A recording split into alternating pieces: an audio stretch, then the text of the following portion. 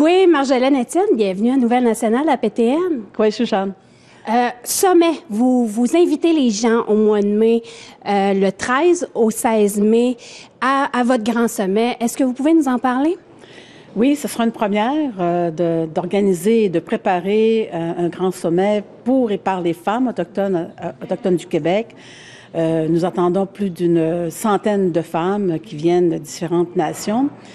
Ce sera un grand moment parce que ce rassemblement va permettre effectivement de pouvoir discuter sur nos enjeux, échanger, non seulement discuter et échanger, mais aussi de trouver des pistes de solutions. Vous êtes venu faire une présentation ici aux femmes élues de la PNQL. Pourquoi avoir fait cette présentation à ces femmes? Bien, je trouve ça important de pouvoir faire des présentations. C'est dans le but, effectivement, d'informer de la venue de ce grand événement-là, parce que c'est un grand sommet, c'est un moment historique aussi également. Mais c'est aussi d'apporter le message de pouvoir travailler ensemble entre nos deux organisations dans l'unité pour faire avancer les enjeux et la cause des femmes autochtones. Femmes autochtones du Québec a été créée par vous. Est-ce que vous pouvez nous en parler de cette initiative de votre part? Vous parlez du Conseil des femmes élues de la PNQL. Oui, il a été créé dans le cadre de mon parcours politique. C'était dans les années 2008-2009 où je pouvais faire en sorte que les femmes élues, à cette époque, voulaient aussi se réunir, avoir de la formation aussi également. Donc, c'était le moment, effectivement, de pouvoir faire en sorte de répondre à ce besoin-là aux femmes élues. Et dans cette réalisation, c'est qu'on ne savait pas le nombre de femmes qui étaient élues, qui occupaient des sièges politiques.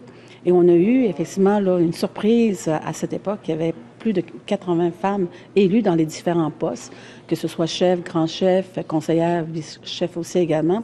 Donc, c'était une surprise. Donc, on a vu effectivement l'ampleur des femmes qui occupaient des postes de haut niveau. Et de l'importance qu'elles ont aussi dans les communautés, ces femmes-là. Elles jouent un rôle important. Elles jouent un rôle décisionnel aussi également. C'est intéressant de pouvoir voir que la place des femmes dans le milieu politique est très importante parce que c'est des dossiers qui les concernent aussi également pour qu'elles puissent prendre part aux décisions. Femmes autochtones du Québec est un autre organisme qui est à part de la PNQL. Et pourquoi ça existe, cette organisation-là, dans la sphère politique chez les Autochtones? Femmes autochtones du Québec a été créée en 1974. Ça a été fait par des femmes courageuses et visionnaires. Donc, elles ont créé l'Organisation Femmes autochtones du Québec. Et à cette époque, on se rappellera qu'il y avait l'enjeu par rapport au niveau des femmes qui étaient autochtones, qui étaient mariées à des autochtones et qu'elles avaient perdu leurs droits. Donc, dans cette perspective-là, de cette époque-là, il y avait cet enjeu-là des femmes qui voulaient retrouver leurs droits. Donc, en 1985, il y a eu les référendums dans certaines communautés où ça a pu faire en sorte d'amener à ce que les femmes ont pu retrouver leur statut d'autochtone. Puis, à l'époque, les femmes autochtones n'avaient pas énormément de place dans la sphère politique aussi. Ça l'était pas. C'était méconnu. On n'en parlait pas. Mais il reste que quand même qu'aujourd'hui, je vois l'évolution des femmes à ce moment-ci. On peut les voir. Prenons par exemple Madame Manon Janotte, lieutenant-gouverneur du Québec.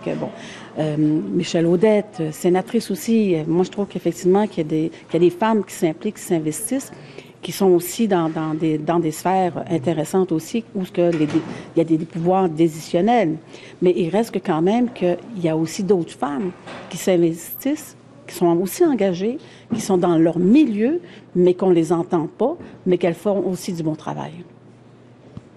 Marjolaine Etienne.